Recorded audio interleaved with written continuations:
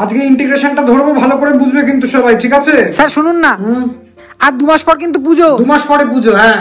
আর যে ঠিক 2 সপ্তাহ পরে তোদের পরীক্ষা, সেইটা নিয়ে কোনো মাথা ব্যথা নেই। সারা বছর ধরে না পড়ে ওই কয়েক মিনিটের জন্য অঞ্জলি দিলে মা দুর্গা কেন, শিব ঠাকুর, ব্রহ্মা বিষ্ণু সবাই এলেও তোদের কিন্তু কেউ পাশ করাতে পারবে না। তাও যদি অঞ্জলি দেওয়ার সময় মন দিয়ে ঠাকুরের পায়ে ফুলটা ফেলতি। ফুল যে কোথায় কার কার দিকে তোরা ছুড়িস তোরাই জানিস। বাবার টাকায় তো ফুর্তি করে নিচ্ছি, সেই জন্য পুজো নিয়ে এত এক্সাইটমেন্ট। এই বয়সে এসো, আমাদের মতো বয়সে, তখন বুঝবে।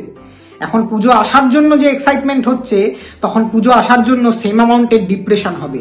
খরচ শব্দটা তো মাথায় এখনো ঢোকেনি, তার উপর পড়াশোনার এই অবস্থা। নর্থ কলকাতা, সাউথ কলকাতার কোন ক্লাবে কি থিম হবে জিজ্ঞেস করলে তো গড়গড় করে বলে দিবি। আর একটা বেসিক ক্যালকুলাসের অঙ্ক করতে গেলে তো প্যান্ট হলুদ হয়ে যাবে। তোরা হচ্ছিস গিয়ে সেই সমস্ত অপদার্থ ব্যাংকের স্টাফ গুলোর মতো। ওরা বলে টিফিনের পর আসুন, কাজ হয়ে যাবে। আর তোরা বলিস পুজোর পর আসুন স্যার, পড়া করে দেবো। না ওরা কাজ করে দেয়, না তোরা পড়া করে দিস।